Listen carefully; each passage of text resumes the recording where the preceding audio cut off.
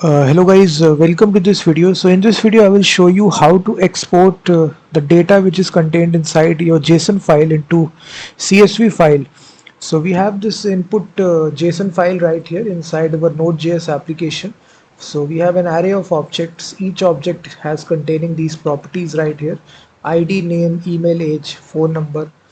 So we have these array of objects, almost 5 objects are there, and now we need to convert this into CSV. So I will just run this Node.js script right here, and as soon as I run this, you will see on the left hand side the CSV file will be exported.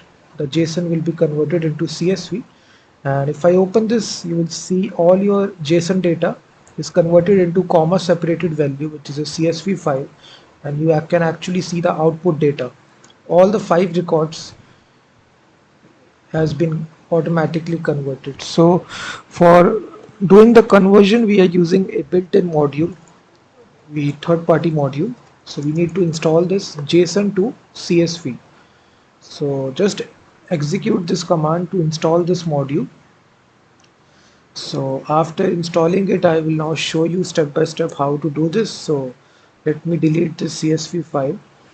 So first of all, you need to require this module alongside the file system module, which is a built-in module of Node.js. And then we require this, which is your parser method, which will be coming from this. Just require it JSON to CSV. So we basically require this third-party package, and it contains this function parser. And now we'll be using this function. So we simply say parser, you will construct a new constructor of this method parser. So we require it, and then we construct a new constructor. After that, we just say parser dot, it contains this function parse, and here we need to specify the data which will be the input data. So here we just need to create a variable of JSON which will contain the input data for us. So we'll be using the json.parse function, and here we'll be reading the content of this JSON file by using the file system module. File system read file synchronously, and whatever is your JSON file name. So my file is located in the same directory.